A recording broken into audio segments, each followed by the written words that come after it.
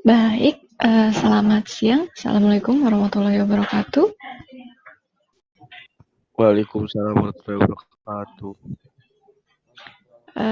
Apa kabar? Semoga anak-anak ibu dalam keadaan sehat walafiat. Amin.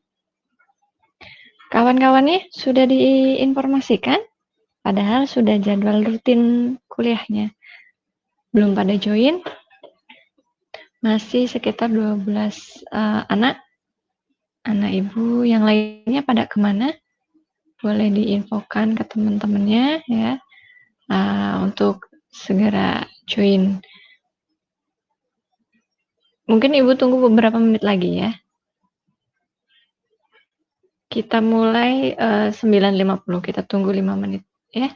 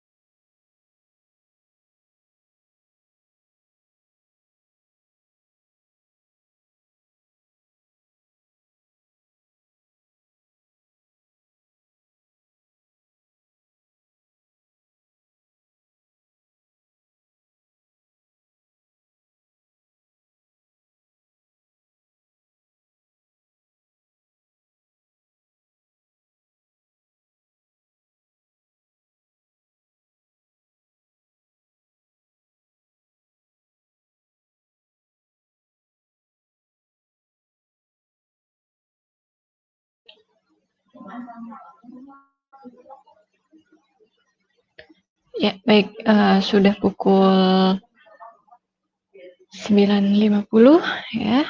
Mari kita mulai saja. Bismillahirrahmanirrahim.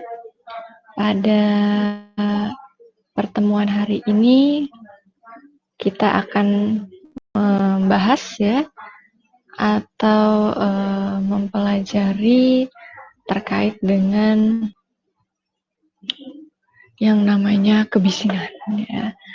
Mungkin anak-anak ibu di sini sudah pernah mengetahui ya, bahkan pernah mendapati keilmuannya ya dari beberapa referensi dan sumber lainnya. Ibu mengulas apabila memang sudah pernah dipelajari sebelumnya. Baik, harapan daripada tujuan pembelajaran pada pertemuan 7 ini ya, keinginan atau capaian yang kiranya diharapkan anak-anak ibu ya dapat memahami ya, bahkan mengimplementasikan untuk yang namanya pengendaliannya daripada sebuah potensi bahaya yang ditimbulkan dari bising atau kebisingan atau noise pollution ya. Nah, kita ketahui dulu apa itu yang dimaksud dengan bising ya. Kemudian istilah apa saja yang nanti kita dapati ya. Kemudian bahayanya apa? Ataukah memang sama dengan bahaya dari sebuah faktor fisika seperti pencahayaan atau ventilasi ya? Ataukah berbeda ya? Kemudian yang terakhir adalah anak-anakku ini semoga ya di akhir pertemuan ini itu dapat mengimplementasikan daripada pengendalian faktor risiko bahaya kebisingan, baik itu di lingkungan sekitar di rumah ya maupun nantinya di tempat kerja. Kita ketahui bersama ya terkait dengan bising ya atau kebisingan ya, sumber potensi yang dapat mengakibatkan gangguan-gangguan kesehatan ya, di mana di bagian pendengaran ya, panca pendengaran kita. Nah, di sini terkait dengan noise pollution ya atau bising ini berkaitan dengan gelombang bunyi atau kita orang awam bilang ya ini adalah bunyi-bunyian atau suara yang nyaris dapat mengakibatkan fatality ya, gangguan kesehatan pada human ya, pada manusia tentunya. Oleh karena itu di sini ya bising yang dihasilkan pun ada bahasa atau batasan yang dimana dikatakan tidak terbatas ya. Baik di lingkungan kerja maupun di lingkungan sekitar ya. Contoh-contoh dari bising ini sebenarnya bervarian ya, beragam ya. Mungkin pernah ketika kita menjumpai di konser-konser musik suaranya bergema hingga jarak atau radius sekitar 10 meter masih terdengar dengan kencang ya. Atau di tempat hiburan atau jalan raya ya, bunyi dari mobil, kendaraan ya.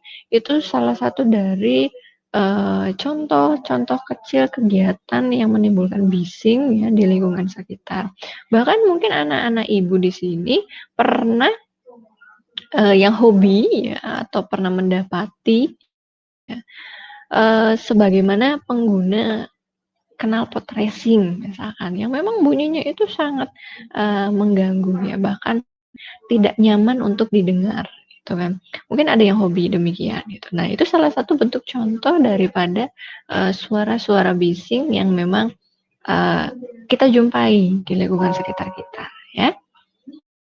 Nah, paparan bising ini ya yang mengancam atau bunyinya ini sangat keras ya dan didengar atau bahkan terpapar secara terus-menerus, ini dapat menyebabkan gangguan pendengaran ya. Bagiannya apa yang terganggu ya? Biasanya ini di bagian sensor neural ya, atau di bagian kedua telinga, atau hanya parsial ya, hanya sebelah ya, atau kita sebut juga dengan nihil, ya, noise induced hearing loss, atau orang awam bilang ini adalah ketulian ya.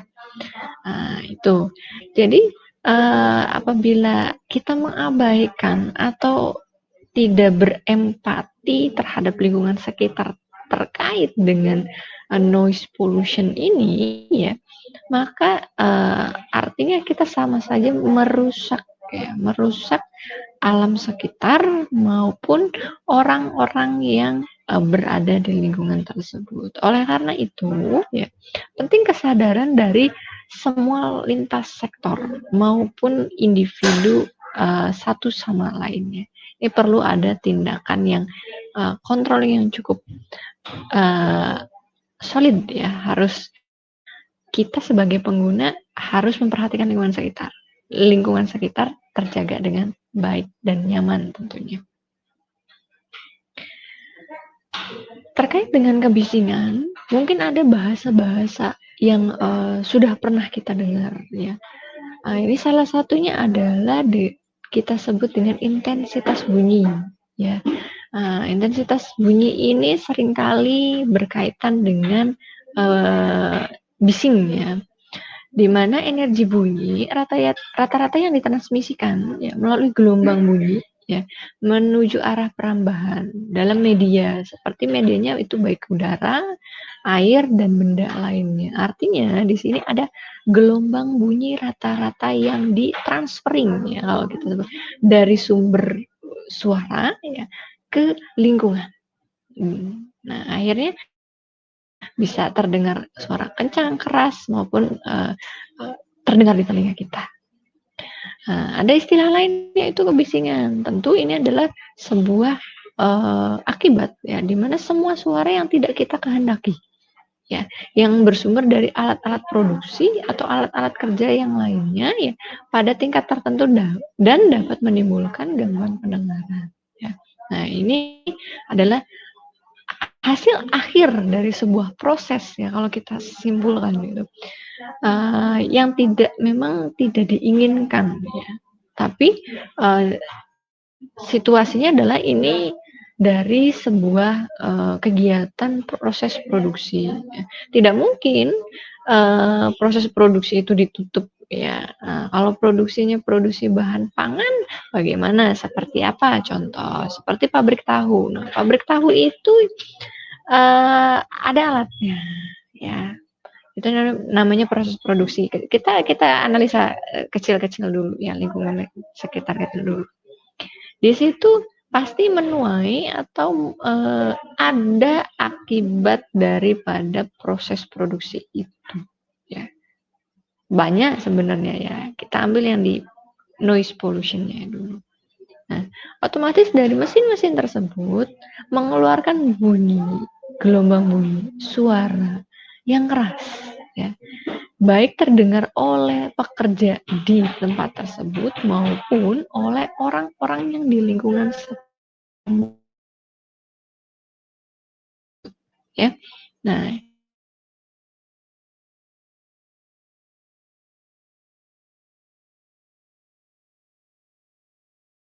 dan ada sebuah kebisingan. Apakah yang harus dilakukan? Nanti kita pelajari ya.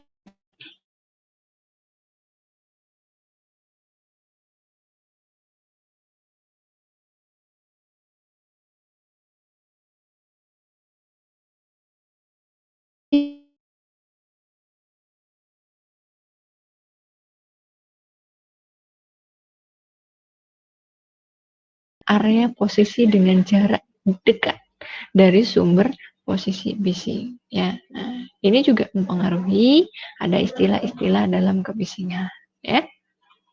Oke.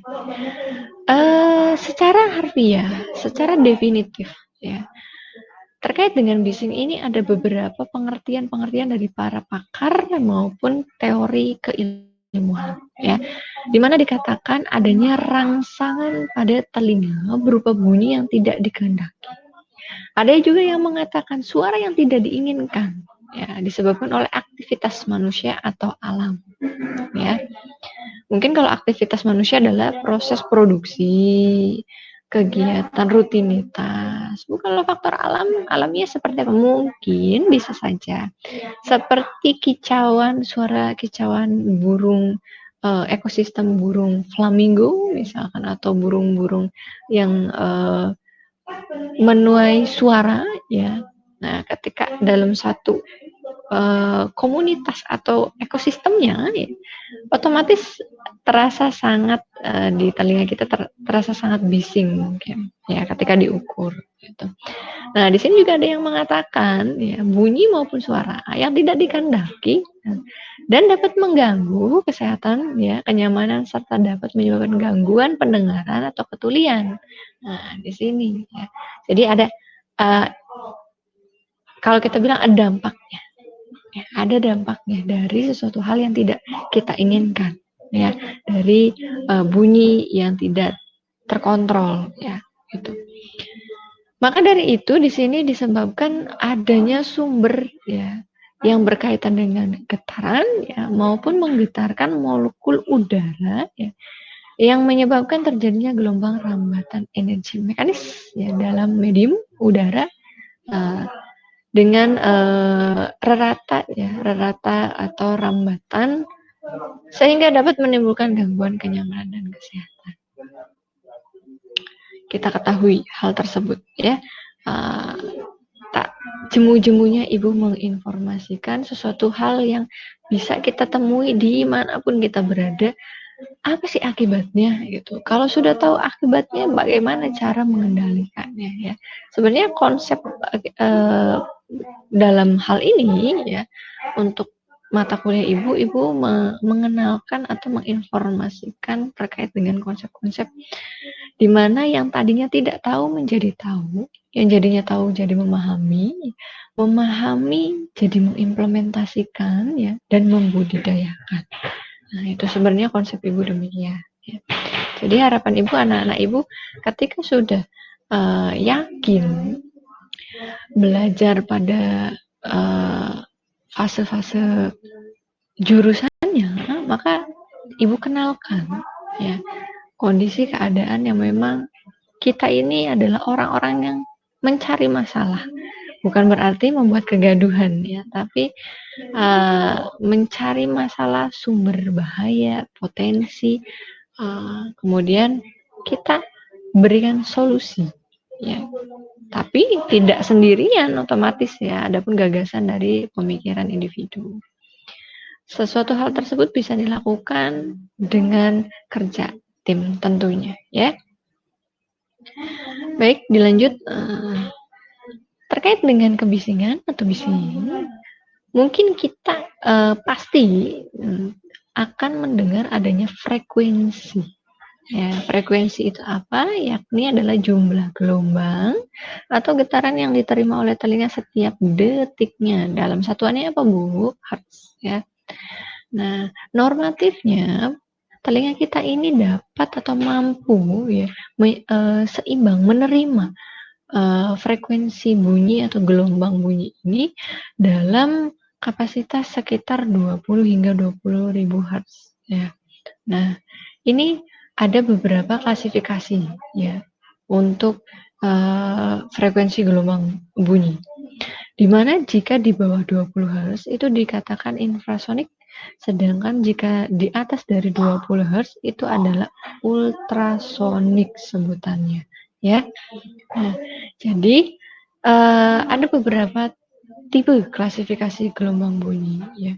Semakin tinggi, maka satuan daripada frekuensi gelombang bunyi ini semakin tidak baik untuk kita dengar, ya. Dilanjut, di sini ada, kita ketahui juga skala, ya, skala pajanan daripada kebisingan atau kita sebut intensitas kebisingannya. Nah, secara teoritis di sini dikatakan ada beberapa klasifikasi dan standarnya, ya.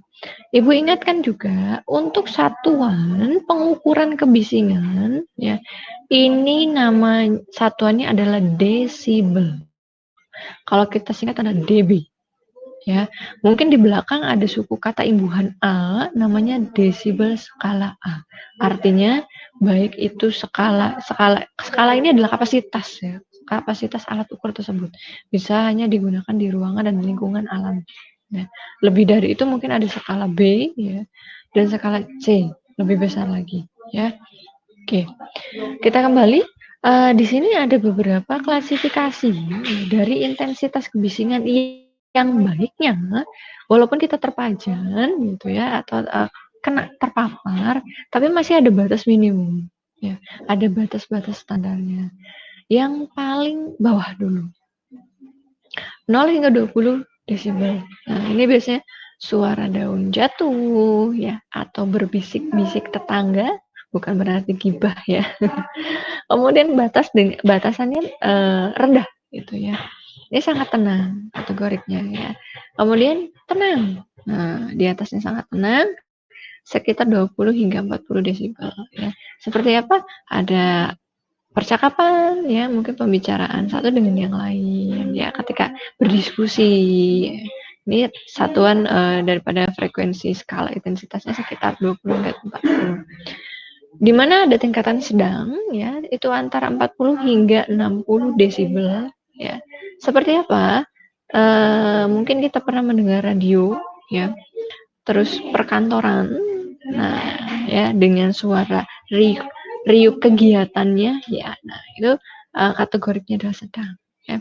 Kemudian ada kuat ya sekitar 60 hingga 80 desibel. Ini udah waspada nih. Kalau sudah kuat berarti kita hati-hati ya.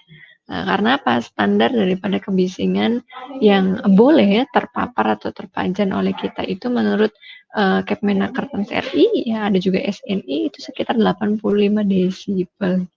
Selama berapa jam? 8 jam per hari ya. Jika lebih dari 85 boleh nggak terpajan karena memang tempat kerjanya adalah yang memang berarea kan ada potensi bahaya bising ya. Sebenarnya boleh ya, ada standarnya yakni di mana lebih daripada 85 desibel ya atau kategori 88 desibel skala A, maka boleh kita melakukan rutinitas pekerjaan di area tersebut ya, tapi jamnya berubah. 4 jam per hari, tidak boleh lebih dari 4 jam. Nanti kita bahas ada teori selanjutnya daripada ini. Nah, ini ada sangat hiruk ya. Sangat hiruk ini di atasnya sangat kuat ya. Sekitar 80 hingga 100 desibel ya. Misalkan suara-suara kegaduhan dari mesin-mesin produksi ya ini ya dan sebagainya. Menulikan. Nah, ini sudah masuk ke ranah permanen. Ya. Di antaranya adalah 100 hingga 120 desibel. Ya, seperti apa? Suara meriam, dentuman meriam, mesin uap, ya, kemudian badai petir, ya, itu salah satunya. Ini sudah permanen, tidak bisa diobati lagi, ya. Jadi harus kita ketahui waspadanya. Oke, jenis-jenis kebisingan ini dibagi menjadi 3 bagian. Ya, yang pertama adalah bising berkelanjutan, ya, di mana level dan spektrumnya ini mendekati stabil, ya, memiliki jarak interval 1 detik atau kurang, tapi dia konstan, ya. Nah, boleh terpajan selama 8 jam per hari, ya. Dan biasanya frekuensinya ini kurang dan lebih sekitar 5 desibel. Ya. Jadi masih kategoriknya masih aman ya gitu. Walaupun memang konstan terpaparnya ini terjeda-jeda ya. Jadi tidak flat tapi rutin gitu berkelanjutan ya. Seperti bunyi gergaji ya, sirkular, katup gas. Nah, ini salah satu contohnya ya. Kemudian ada kebisingan atau bising intermite ya atau terputus-putus. Nah, artinya apa di sini ya? Jadi bising ini berlangsung secara tidak menerus dan diselingi periode relatif tenang. Nah, contoh di jalan raya ya ada lintas kendaraan, ada kapal terbang, ada kereta api, Pernah mungkin dari anak-anak ibu bahkan ibu sendiri pun pernah mengalami ini ketika lewatnya suatu kendaraan kereta api. Nah, itu bunyinya bising sekali menurut ibu ya, mungkin anak-anak ibu juga merasakan demikian. Nah, itu adalah salah satu kebisingan yang terputus-putus ya. Jadi hanya sekilas, tidak rutin ya, berbeda dengan yang continue tadi ya. Oke. Yang terakhir adalah bising impulsif. Ini yang cukup sangat kuat ya kategorinya karena sudah di atas frekuensinya ini melebihi 40 desibel ya. Nah, dan biasanya ini bentukannya mengejutkan ya. Contoh bunyi ledakan, petir ya, meriam. Nah, kemudian senapan barangkali yang hobi sniper ya. Nah, itu. Dan pukulan-pukulan martil bisa. Jadi mengejutkan ya. Dan memang ketika diukur lebih dari 40 desibel ya. Nah, untuk hal ini bisa sebenarnya apapun hasil ukurnya ya. Alangkah baiknya kita mengikuti standar ya. Kalau memang tidak bisa meminimalisir sama sekali, artinya ada pengendalian lain ya. Kalau memang alatnya diganti bisa nggak nih meredam suara bising? Jika tidak bisa mungkin bisa dilakukan administratif ya. Itu adalah jenis daripada kebisingan. Kita ketahui ada 3 ya. Yang pertama ibu ulangi ada bising berkelanjutan, bising terputus-putus, yang terakhir adalah bising impulsif ya. Oke. Baik, kita sudah seringkali mendengar namanya nilai ambang batas ya, faktor fisika atau NAB kita singkatnya. Nah, anak-anak ibu mungkin kemarin-kemarin kita sudah mempelajari tentang pencahayaan, ventilasi dan sebagainya ya. Nah, di sini menurut SNI ya 2004 ini atau Kepmenaker Trans RI nomor 5 tahun 99 sudah dibatasi namanya nilai ambang batas faktor fisika ya. Kisarannya itu adalah 85 desibel skala A ya. Nah, tidak perlu dihafal ya, tapi cukup dipahami saja ya. Di mana diketahui bersama ya terkait dengan paparan waktu yang kita boleh anjurkan terpapar untuk intensitasnya ini dikategorikan ada yang jam, menit, dan detik ya. Nah, di sini warningnya adalah 4 jam ya. Nah, tadi dikatakan ini ada 85 desibel per 8 jamnya. Apabila lebih daripada ini, nah ini sudah ada standarnya ya. Misal yang paling sedikit tinggi daripada 85 yaitu 88 yaitu 4 jam per harinya ya. Kalau lebih dari itu ya 100 aja itu seperti bunyi petir ya atau ledakan atau badai, ini kurang dan lebih kita boleh terpapar itu sebenarnya bukan boleh ya. Standarnya kita sebut adalah 15 menit ya. Nah, ini sudah warning nih, 100 desibel saja sudah warning ya. Baik. Nah, sudah kita ketahui juga singkatannya daripada NAB ini adalah nilai ambang batas ya, faktor fisika daripada bising ya. Tidak boleh melebihi waktu sistem kerja juga 8 jam per hari atau 40 jam per minggunya ya. Baik, menurut peraturan yang lain atau regulasi yang lain ya, itu pun mendukung ya tentang pengambilan keputusan atau tindakan untuk meminimalisir bahkan menghilangkan potensi bahaya daripada bising ya, karena memang sangat merugikan ya. Di sini menurut Menkes RI nomor 1405 tahun 2002 tentang kebisingan ya, di mana ada diwajibkan sebuah perusahaan itu mengambil tindakan yaitu pengaturan tata letak ruang ya, yang dapat menimbulkan potensi bising. Artinya kalau memang sumber potensi itu di area X misalkan, maka pekerja lain yang bukan di bagian area tersebut mungkin dari segi tata ruangnya ini dijarakkan gitu. Kemudian sumber bising dapat dikendalikan, baik itu dengan cara meredam, penyekatan, atau pemindahan, atau pemeliharaan, bahkan mengganti mesinnya, ya misalkan ada beberapa tusnya yang diganti agar bisingnya redam gitu ya, atau membuat bukit buatan sekat, ya artinya menyekat, ataupun menanam pepohonan. Nah, ya coba kita contohkan ketika suatu ruangan yang ukurannya 8 kali 8 meter saja ya luasnya, ketika tidak ada benda satu pun seperti meja, kursi, kemudian manik-manik atau aksesoris ruangan lainnya, itu maka suara yang ketika kita masuk, suara kita berbicara saja itu muncul seperti gema, ya, gitu, bergema. Nah, beda dengan adanya sudah ada meja, lemari, kursi, misalkan dan sebagainya. Jadi volumenya makin berkurang, volume suara itu ya. Nah, di sini juga triks ya untuk menanam pohon ini. Jadi untuk meredam ya. Secara alamiahnya demikian ya.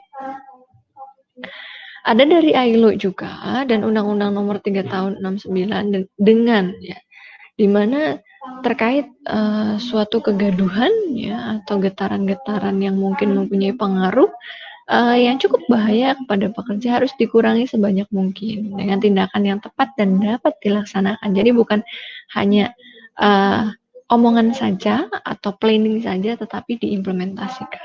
Ya. Kemudian ada menurut undang-undang tertua, ya di mana Undang-Undang Nomor 1 Tahun 70 ya tentang keselamatan kerja pasal 2 ayat 2M, di mana dikatakan ketentuan-ketentuan dalam ayat ini berlaku di tempat kerja dimanapun ya, atau menyebarkan atau mengimplementasikan ya pengukuran dan standar baik itu suhu, kelembaban debu, ya, kotoran, api, ya, asap gas, sinar matahari, radiasi, misalkan sinar-sinaran, ya, getaran maupun suara. Nah, ini salah satunya. Suara kita masuk ya. Gitu. Jadi undang-undang tertua pun menganjurkan ya untuk sekiranya memperhatikan efek daripada hal-hal tersebut ya yang dicantumkan sehingga tidak menimbulkan penyakit akibat kerja nantinya. Oke, kita lanjut ke tahap pengukuran ya. Mungkin anak-anak ibu sudah sedikit ada bayangan ya seperti apa. Sebelumnya kita sudah sering membahas tentang pengukuran walaupun berbeda topik ya, itu hampir sama ya. Di sini tujuannya adalah untuk memperoleh informasi sesempurna mungkin atau spesifik ya, sevalid-validnya ya mengenai tingkatan kebisingan yang ada di ruangan kerja masing-masing pekerja. Yang kedua, untuk mengembangkan pedoman. Ya, artinya di sini mengembangkan program di perusahaan tersebut ya atau prosedur upgrade ya, baik secara administratif maupun praktis nantinya. Kemudian yang ketiga, untuk menentukan area kerja yang memerlukan proteksi. Jadi area kerja mana saja nih yang kiranya perlu ada proteksi lebih terkait dengan bising. Ya, jadi setiap area-area kan berbeda-beda tentunya, gitu ya. Yang terakhir adalah untuk mengidentifikasi area kerja di mana pengujian audiometri pekerjaan diperlukan.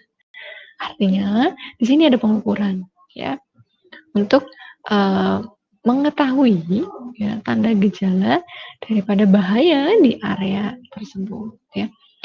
Alat ukurnya apa? Namanya adalah sound level meter, baik alatnya tunggal ya maupun multifungsi ya. Nah, seperti apa alatnya? Oke, nanti kita lanjut lihat ya. Sound level meter ini ada beberapa yang cukup digunakan oleh beberapa perusahaan ya, ada yang multi, ada yang tunggal, bentuknya hampir mirip digitalis ya, bahkan ada beberapa inovatif dari Android juga ya, mungkin bisa nanti kita lihat kelanjutannya ya dari materi ini. Cukup unik yang menggunakan aplikasi Android ya, bisa diunduh dan dicoba ya. Sama halnya kayak kita menggunakan remote control ya, AC misalkan ya, menggunakan aplikasi di Android misalkan. Hampir mirip ya, bisa difungsikan. Untuk prosedur dari survei kebisingan ada 3 tahap. Yang pertama pengukuran area kerja, artinya kita pun memperhatikan posisi area kerja kita ya, menggunakan alat SLM singkat demikian ya, skala A ini cukup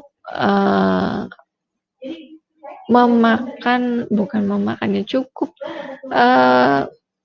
bisa ditarik ya, hasil pengukurannya cukup baik, cukup valid dengan mengukur jarak dari sumber bahayanya, sumber potensi kebisingannya ya. Jadi areanya di mana? Misalkan areanya di ruang kelas. Artinya kita ukur titik ruang kelas itu dari proses pengukurannya ya. Kita berikan jarak 1 meter atau 2 atau 3 meter ya. Sekitar 10 kaki dari sumber bahayanya. Apabila tingkat kebisingannya maksimum ya, tidak melebihi 80 desibel skala A, maka dapat diasumsikan seluruh pekerja pada lingkungan tersebut. Nah, dengan tingkat kebisingan yang dapat diterima, artinya cukup standar, tidak membahayakan ya. Yang kedua adalah pengukuran ruang kerja. Nah, ruang kerja ini perlu diperhatikan ya, sebelumnya pengukuran area ya, jadi area itu lokasinya mana yang mau kita ukur. Kalau ini ruang ya, ruang kerja. Jadi mengevaluasi paparan atau pajanan dari kebisingan baik individu maupun pekerja seluruhnya ya. Ini berkisaran antara lain ya, jika tingkat kebisingan tidak pernah berada di bawah 90 desibel skala A, maka dapat diindikasikan adanya paparan kebisingan. Artinya di sini tidak nyaman, tidak diperkenankan untuk para pekerja mengabaikan prosedur-prosedur bahkan pelindung dirinya ya.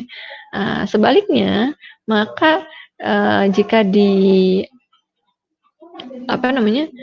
jika tingkat kebisingan yang diukur tidak pernah melebihi besaran dari 85 desibel skala A, maka cukup dikatakan memuaskan. Ya, artinya cukup aman dan nyaman. Ya.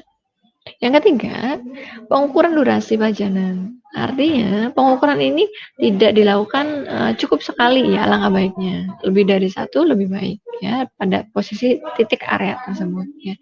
Di mana pada ruangan kerja ya, bising yang teratur terjadi bervariasi di atas maupun di bawah 80 desibel skala A.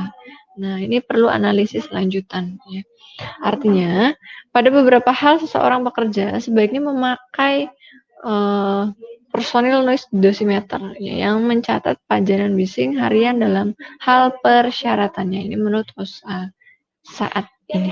Ya, artinya untuk durasi ini kita cukup ambil kurang dan lebih dengan waktu pengukuran sekitar 15 detik ya, jangan terlalu lama juga ya, alatnya cepat kok ngebacanya ya, sekitar 15 detik, atau kalau memang ingin lebih 30 detik tidak apa-apa ya, sekiranya display atau angka yang muncul di alatnya itu stabil, tidak berubah-ubah, itu yang kita ambil ya. Oke. Untuk di sini ada beberapa tingkatan batasan bising ya menurut OSHA ya. Kalau yang tadi menurut ada dari Kemenkes, ada dari SNI ya. Ini dari OSHA ya, di mana durasi per harinya itu skalanya adalah skala jam ya. Nah, di sini yang paling tinggi ya, paling tinggi ini adalah 115 desibel ataupun lebih ya. Secara teoritis ini adalah 1/4 jam ya. Jadi sekitar 15 menit ya itu boleh, tapi cukup berbahaya dan riskan juga sebenarnya. Walaupun dengan kondisi sudah memakai alat pelindung diri untuk bising ini, ya. Oke, nah ini dia. Ini menurut ANSI, ya alat pengukurnya itu seperti yang berada pada gambar, ya bisa dilihat bersama. Ini namanya sound level meter, ya. Banyak varian, banyak ragam, dan banyak brand juga, ya. Setidaknya hampir sama bentukannya, ya. Bentukannya digitalis, ya, secara otomatis, ya.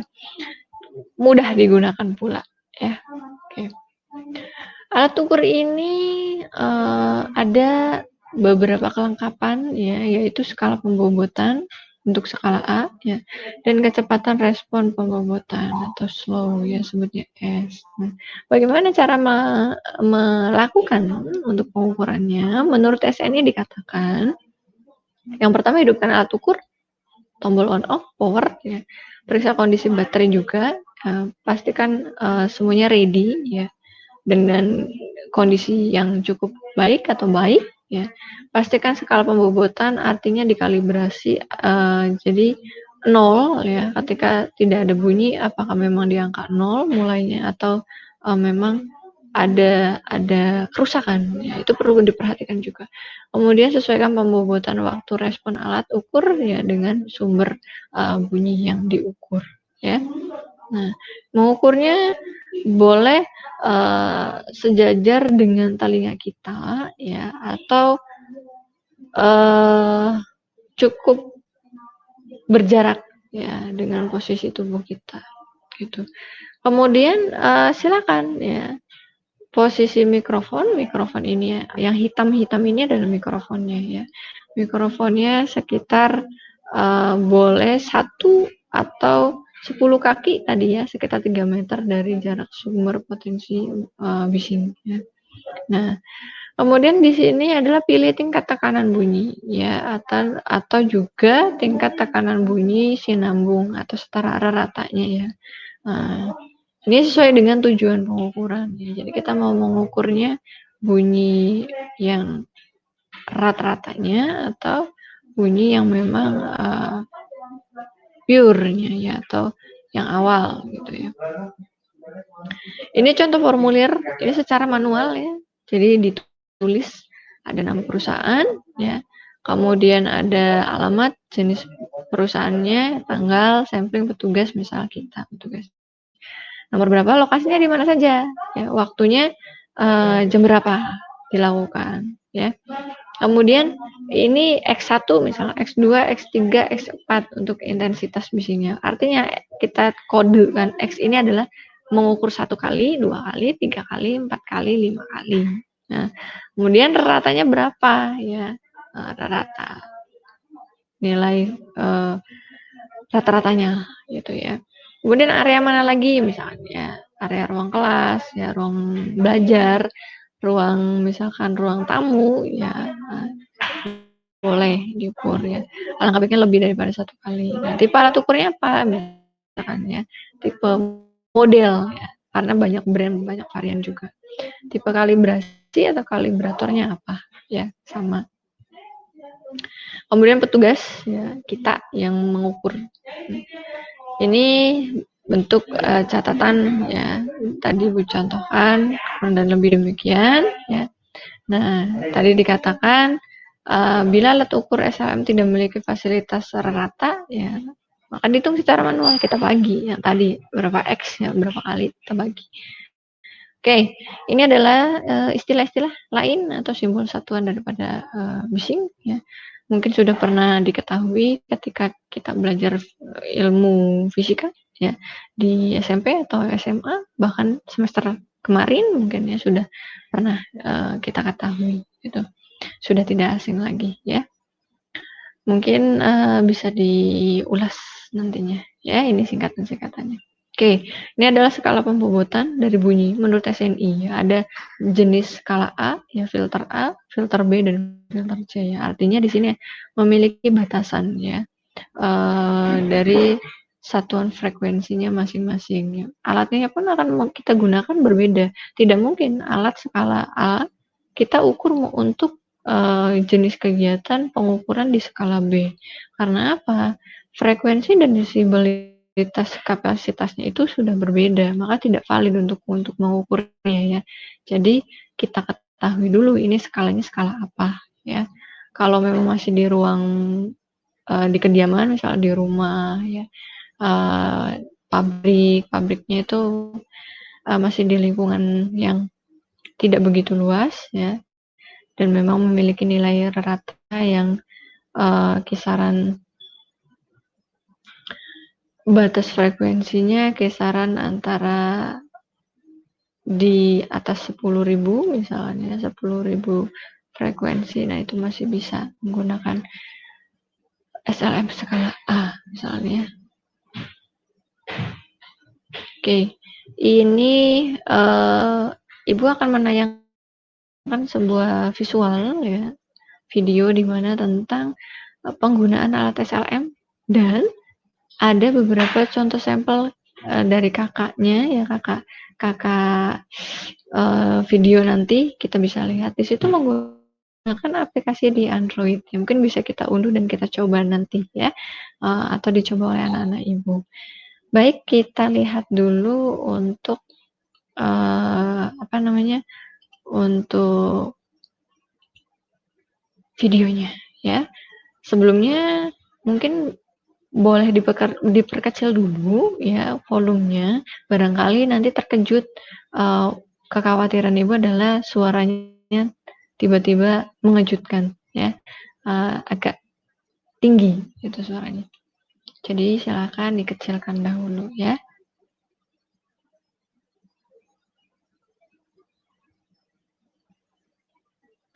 Oh, nampaknya jaringan Ibu tidak cukup baik di sini. Oke, kita jalan. Ini adalah SLM ya, ini mikrofonnya ini ya. Ini bentuknya display ya, digital. Oke, kita mulai. Selanjutnya, pengukuran kebisingan. Pengukuran kebisingan kita menggunakan alat yang disebut dengan sonometer dengan satuan decibel. Komponen-komponen dari sonometer yang pertama yaitu mikrofon untuk sebagai pendeteksi suara. Selanjutnya ada layar atau display yang menampilkan hasil pengukuran. Ada tombol on off untuk mematikan atau menghidupkan alat. Ada level untuk mengatur level hasil pengukuran. Tombol max untuk menentukan nilai maksimum hasil pengukuran. Tombol A atau tombol C. Tombol A digunakan untuk pengukuran kebisingan terhadap lingkungan, sedangkan tombol C digunakan untuk kebisingan terhadap alat. Selanjutnya ada tombol fast dan slow. Fast digunakan untuk kebisingan yang berkelanjutan, sedangkan slow untuk kebisingan yang terputus-putus. Selanjutnya kita lakukan pengukuran kebisingan terhadap alat. Yang pertama kita hidupkan tombol on dan kita dekatkan mikrofon kepada alat. Kita lakukan pengukuran dengan jarak yang berbeda yaitu 1 meter, 2 meter, dan 3 meter.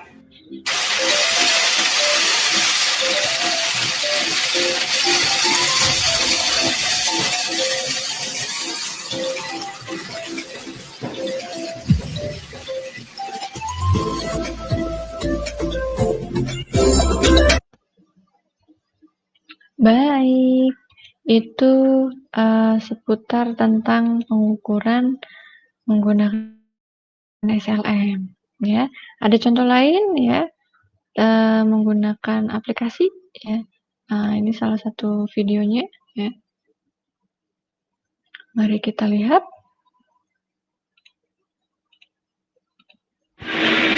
Nah, untuk mengukur kebisingan pertama kita harus lokasi. Kita harus mengukur panjang dan juga lebar lokasi. Ya. Nah, untuk mengukur sendiri kita menggunakan kapur untuk sebagai penanda, dan ini meteran ukuran 5 meter untuk mengukur panjang dan lebar lapangan.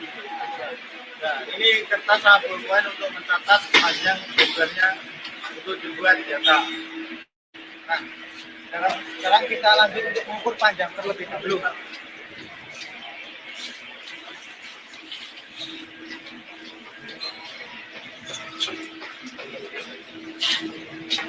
Nah, kita tandai dulu menggunakan kapur tadi.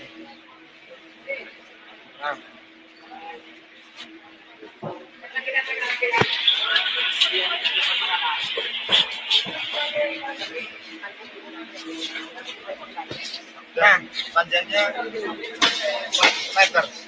Maka kita tandai dengan kapur panjang 4 meter. Nah, setelah kita membuat tanda panjang, kita balik ke lebar buja.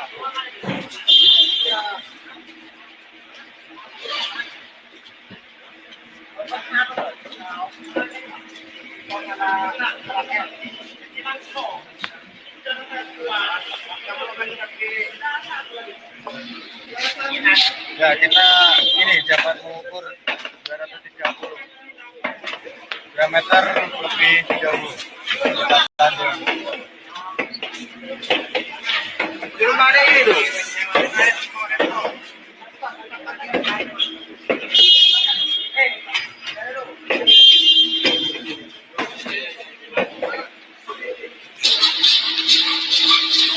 Setelah kita mengukur panjang lebar tempat lagi diperoleh panjang 4 meter lebar 2,5 meter. Lalu kita membuat lem dengan jarak 1 meter. Nah, kita sudah mengetahui awet bubur.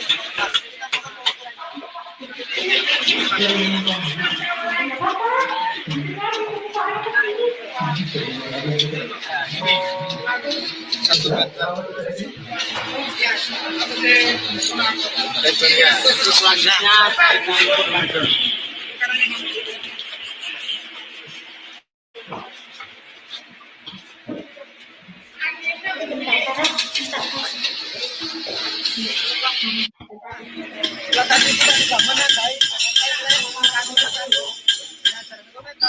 sekarang kita mau menggunakan ini aplikasi dari HP yang bernama Soundmeter. Kita buka dulu. Nah, untuk mengecekkan bisa apa tidak, kita lihat ini dulu. Nah, ini pun hanya bisa, kita jeda dulu. Nah, kita beralih ke titik 1 meter 2 meter tadi yang tadi tandai. Nah, sekarang ini kita mulai. Untuk penghentian sendiri dengan waktu 15 detik. Baru kita resume.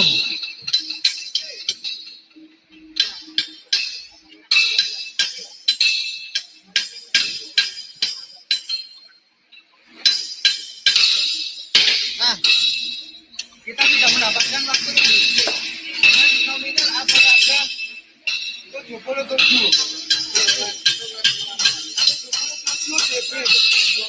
Yang pertama. Nah, sekarang kita lanjut ke line kedua dengan cara yang sama 15 detik.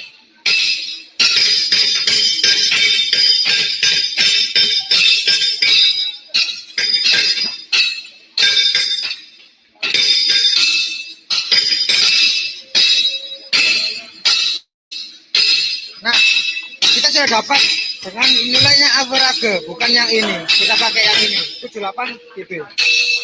Nah, setelah itu kita lanjut ke line ketiga.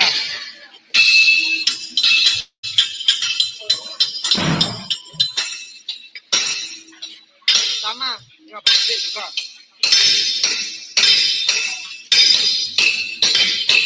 Nah, kita dapatkan dengan average 76 dB. Kita lanjut lagi ke line keempat.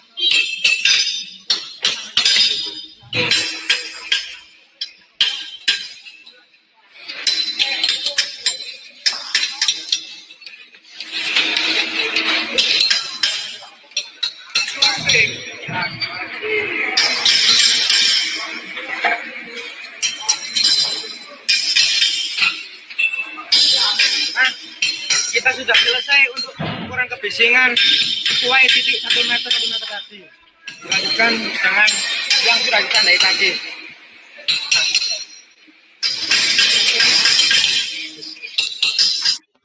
Setelah kita selesai melakukan pengukuran di bengkel, kita lanjut pembuatan noise mapping. Tapi yang pertama kita memasukkan datanya di Excel dulu.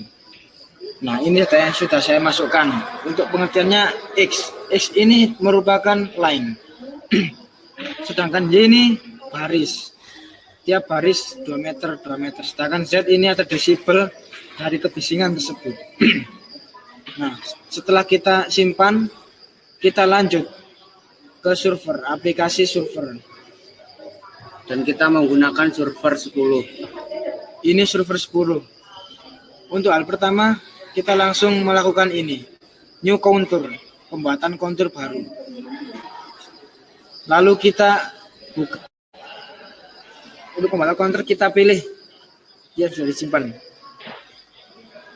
Ini memang belum ada warnanya. Jadi kita tinggal mewarnai dengan cara ngeklik bagian ini 2 kali. Langsung kita pindah ke fill contour, centang.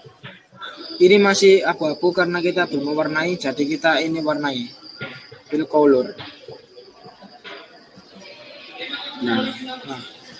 Nah, ini adalah noise mapping yang menggunakan aplikasi server 10. Baik, itu video-video tentang pengukuran daripada kebisingan ya, dimana di sini ada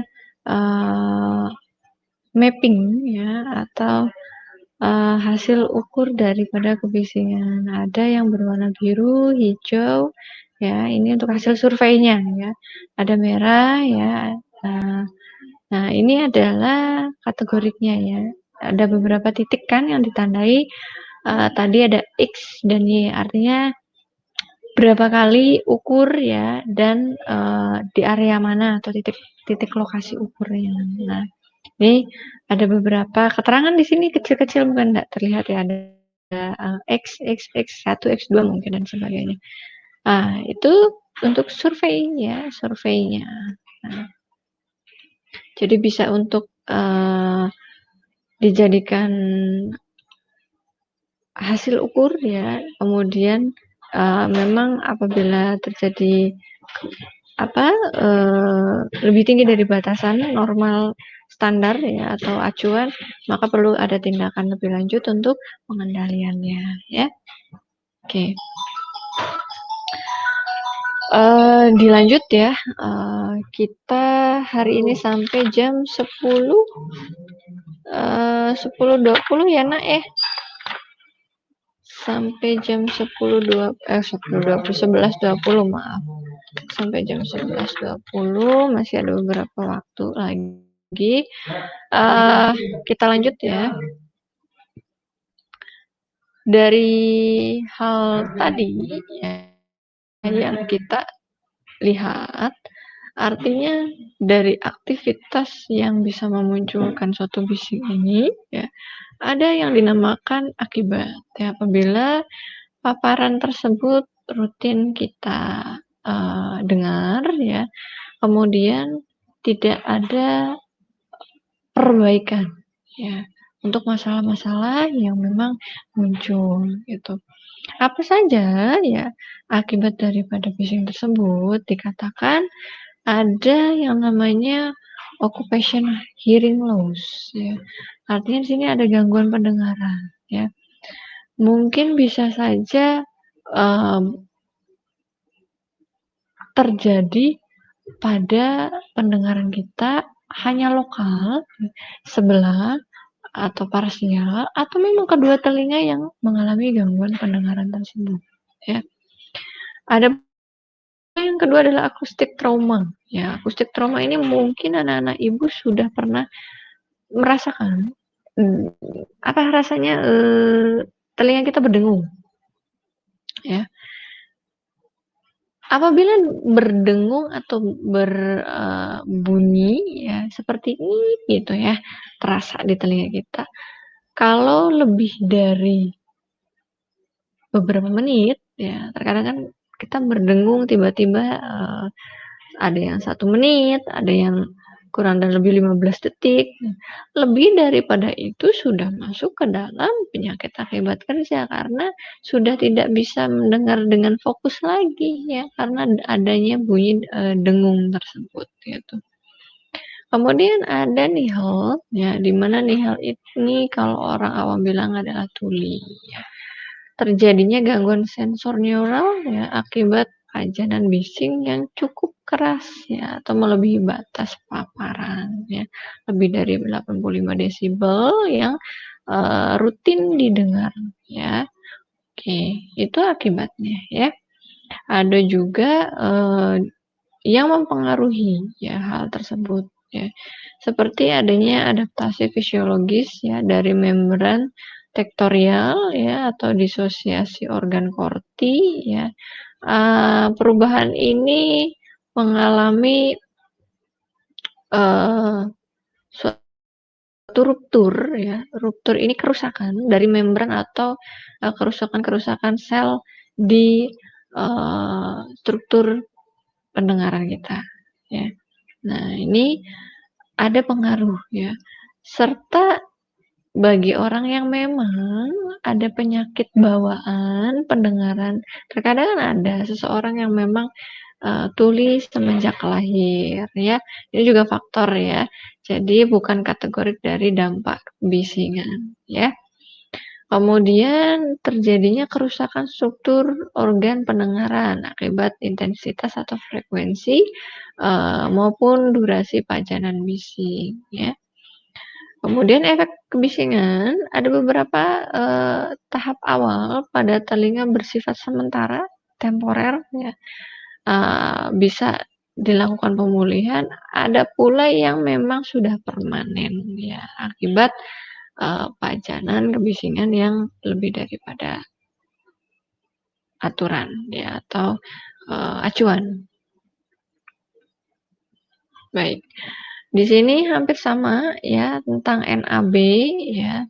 Ini lebih ke tingkat gangguan speech interference level, ya, gangguan pembicaraan, ya. Tentu akan terjadi komunikasi yang kurang baik, ya, terhadap orang-orang yang memiliki gangguan kebisingan ini, ya. Terasa sangat tidak atau kurang nyaman ketika berinteraksi dengan satu sama lainnya, ya. Oke. Di sini ada kategorik, ya, atau sebutlah Ibu klasifikasikan menjadi 4 gangguan dari dampak kebisingan. Yang pertama adalah gangguan fisiologis, ya. Jadi gangguan fisiologis ini sesuatu yang memang berada pada tubuh kita. Normatifnya, ya, bentuk gendang telinga kita misal, ya, itu flat, saluran siput masih utuh dan berliuk misalnya. Kemudian tidak memiliki cerumen, maksudnya tidak punya penyakit gangguan di telinga, ya, sebelumnya. Nah, akhirnya ketika terjadi bising atau terkena paparan penyakit akibat kerja noise pollution ini berubah, ya, misalkan membran gendang telinga kita menjadi cekung, ya, atau ada saraf penghubung untuk mentransmigrasikan suara-suara kita ke pendengaran kita menjadi kurang fokus, ya. Itu gangguan fisiologis. Kemudian gangguan psikologis, ya. Gangguan psikologis ini adalah ketidaknyamanan mental, ya, atau jiwa seorang pekerja, ya, akibat dari ketidakpercayaan, ya, karena sudah tidak fokus lagi mendengar menjadi tidak fokus untuk bekerja, ya. Itu salah satu dari gangguan psikologis. Kemudian yang ketiga adalah gangguan komunikasi. Orang yang pendengarannya cukup baik, ya, atau tidak memiliki gangguan, itu ketika kita komunikasi maka akan lebih mudah dilakukan ketimbang dengan orang yang mohon maaf sudah terkena gangguan pendengaran akibat bising ini. Ya, otomatis ketika kita berkomunikasi pun ada bentukan bahasa-bahasa isyarat yang kita lakukan, dan itu cukup memakan waktu atau memang menjadi tidak nyaman, ya, bagi bagi kita gitu. Kemudian ada gangguan pada pendengaran. Ya, ini salah satu daripada seperti fisiologisnya ya. Di mana ada gangguan yang memang sudah didiagnosis secara kedokteran ya atau kesehatan ya. Ketulian ini sudah sifatnya permanen dan memang tidak bisa kita treatment lagi ya. Akhirnya menggunakan alat bantu pendengaran ya karena sudah ada kerusakan secara permanen. Nah, ini dampak daripada kebisingan ya. Nah, di sini ada contoh daripada aktivitas atau rutinitas ya yang seringkali mungkin pernah kita dapati ya. Ibu contohkan di sini beberapa, ada pula yang aktivitas atau kegiatan lainnya yang bisa kita nilai untuk potensi bahayanya ya. Baik, Ibu ingatkan kembali, perkecil dulu volumenya, barangkali ada agak mengejutkan suaranya ya. Seperti biasa kita melihat dan menyimak ya. Semoga dengan adanya audiovisual ini anak-anak Ibu memiliki daya imajinasi atau pengetahuan tambahan secara visual ya. Jadi kita bisa membayangkan dan mengingat ya. Oke. Sebentar.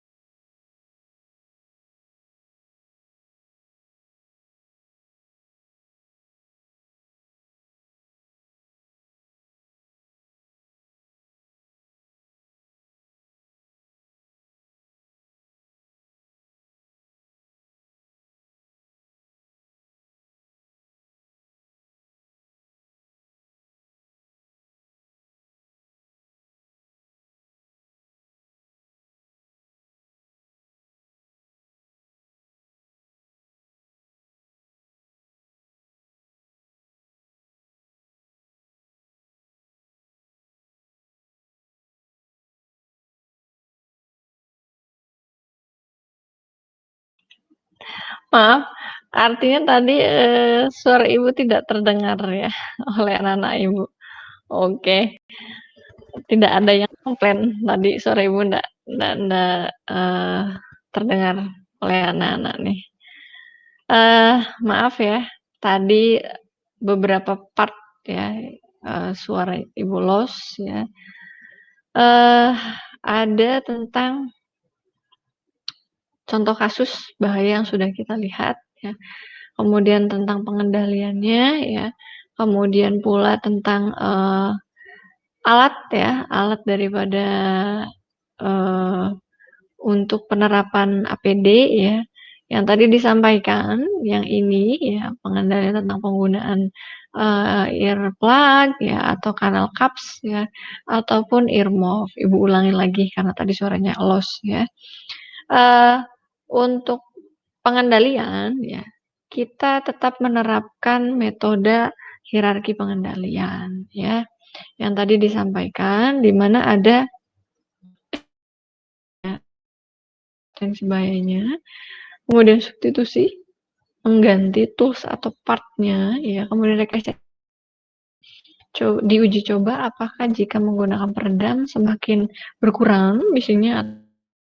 Administrasi secara, prosedur ya, kemudian ada beberapa contoh, misalkan orang-orang tertentu saja yang masuk, misalkan ada surat izin kerja aman misalkan ya, dan pengaturan jam kerja.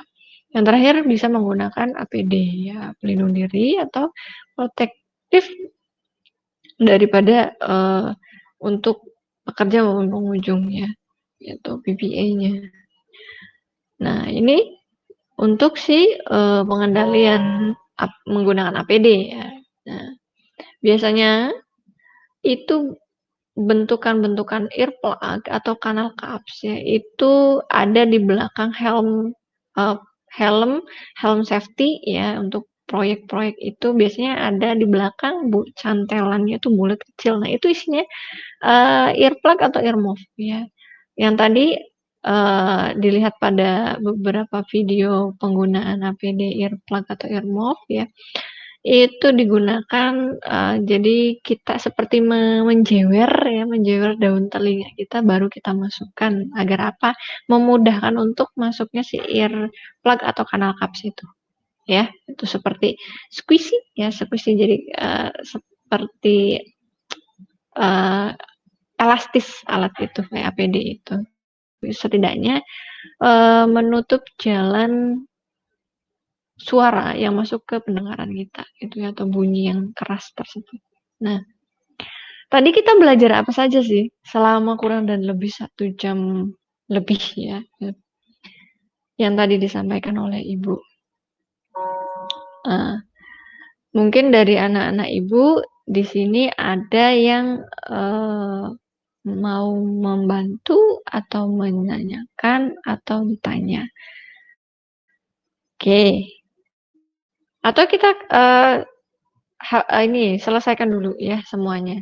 Ada video terakhir ya, semoga bisa disimak. Ini bentuknya adalah sosialisasi ya, terkait dengan, bahaya bising ya.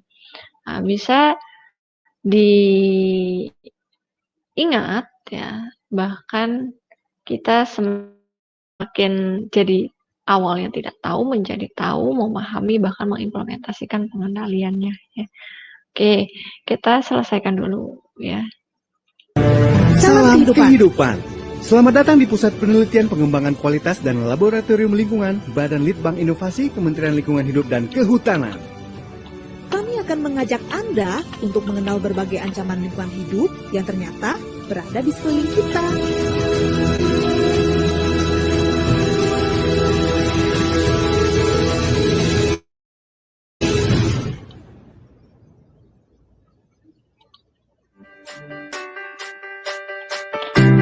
Penggunaan teknologi modern terkadang ibarat dua sisi mata uang. Selain manfaat yang didapat, namun ada juga loh kerugian yang ditimbulkannya, khususnya bisa bikin kesehatan kita menurun.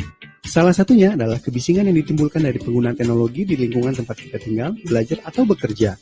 Sumber kebisingan misalnya berasal dari lalu lintas, pengoperasian alat berat, deru pesawat terbang, suara mesin produksi, ataupun laju kereta api yang setiap saat melintas di hadapan kita.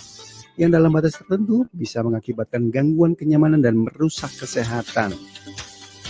Seperti kita ketahui, batas frekuensi bunyi yang bisa didengar oleh telinga manusia berada di kisaran frekuensi 20 Hz hingga 20.000 Hz. Ini yang disebut dengan frekuensi audio. Sementara bunyi yang berada di bawah 20 Hz disebut infrasonik. Adapun yang di atas 20.000 Hz disebut dengan istilah ultrasonik. Bunyi dapat diukur menggunakan sound level meter dengan besaran tingkat tekanan bunyi dinyatakan dalam desibel. Secara umum, ambang batas manusia mulai mendengar adalah 20 mikropascal atau 0 desibel. Ambang batas sakit telinga adalah 140 desibel. Namun, bunyi di atas 90 desibel dapat menyebabkan kerusakan pendengaran kronis. Sedangkan bunyi dirasakan nyaman bila tingkat tekanan bunyi di bawah 55 desibel. Ada 3 jenis kebisingan. 1. Bising kontinu atau terus-menerus, seperti suara mesin, kipas angin, dan lain-lain. 2. Bising intermittent atau terputus-putus, yang terjadi tidak terus-menerus, seperti suara lintasan kereta api ataupun suara pesawat terbang. 3. Bising impulsif, yang memiliki perubahan tekanan suara melebihi 40 desibel dalam waktu yang cepat, sehingga mengejutkan pendengarnya seperti suara senapan, mercon, dan lain-lain.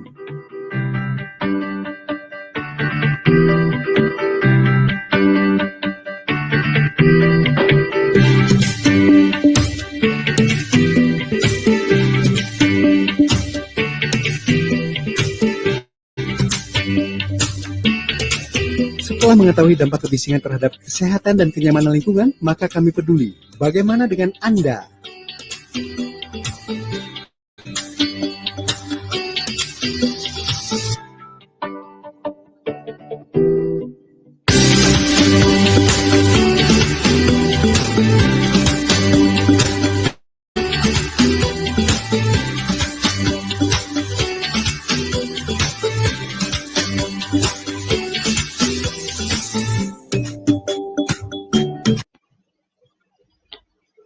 Ya, baik, itu saja terkait ya dengan kebisingan ya.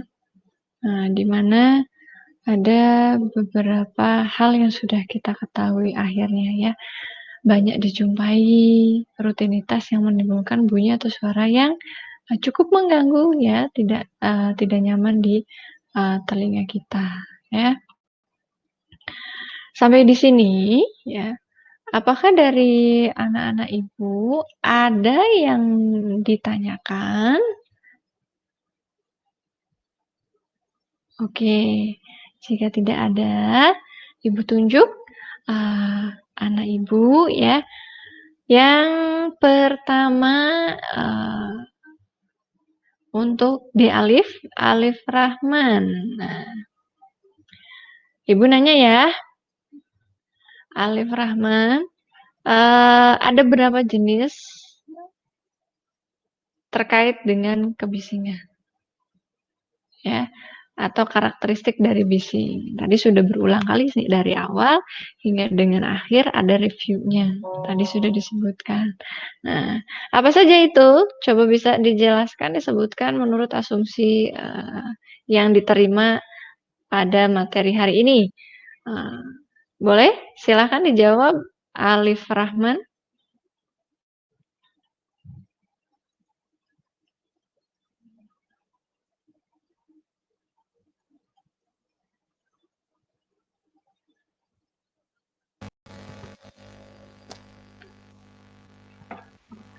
Nampaknya Alif Rahman langsung off video ya. Sudah? Tidak angkat tangan? Oke. Kesempatan emas terlewatkan Ibu berikan kepada anakku Salsabila Maharani. Boleh silakan dijawab ya. Ibu ulangi ya. Tadi sudah disampaikan sampai penutupan, direview kembali ya.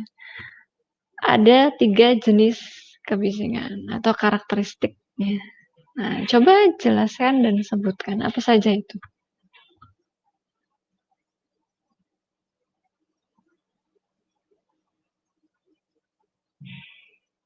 Boleh?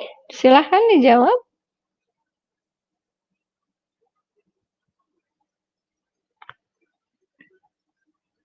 Salsabila Maharani, suaranya belum ada. Di-on-kan dulu. Kalau mau jawab, monggo.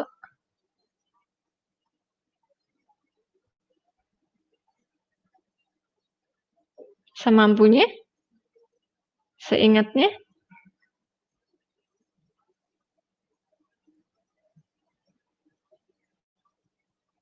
Suaranya belum keluar, mikrofonnya masih off. Silahkan di-on-kan.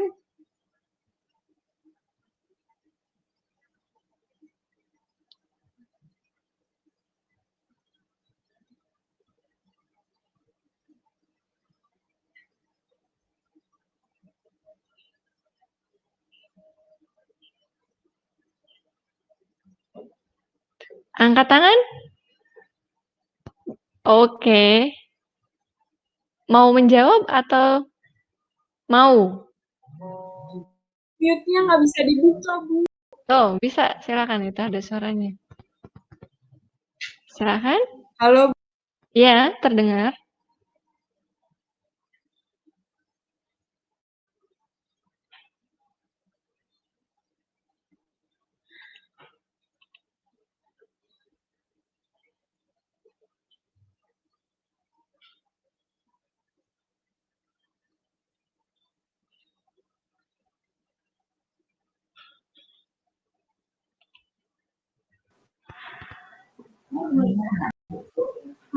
Boleh?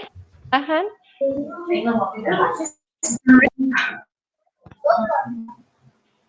Jawab. Sudah ada suaranya masuk, Salsabila? Ibu, suara saya dengar nggak? Ya, sudah masuk. Halo? Iya, sudah masuk.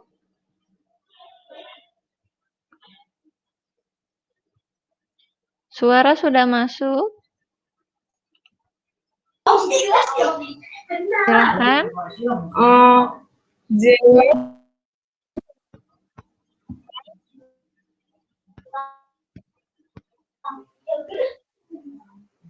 Yang pertama apa? Putus Ibu, Ma.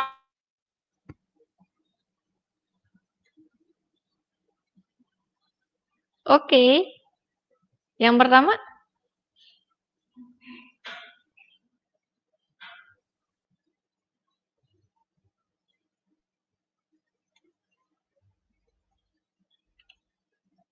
Yang pertama adalah 1.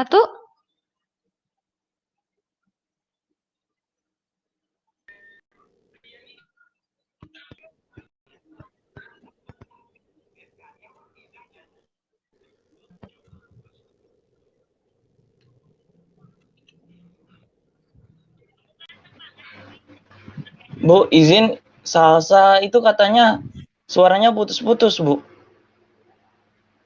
Oke. Nampaknya stabil di sana. Barangkali Nur Farhan Maki bisa menjawab, silahkan. Pertanyaan tadi.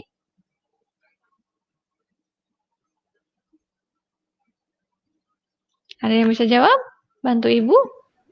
Yang pertama itu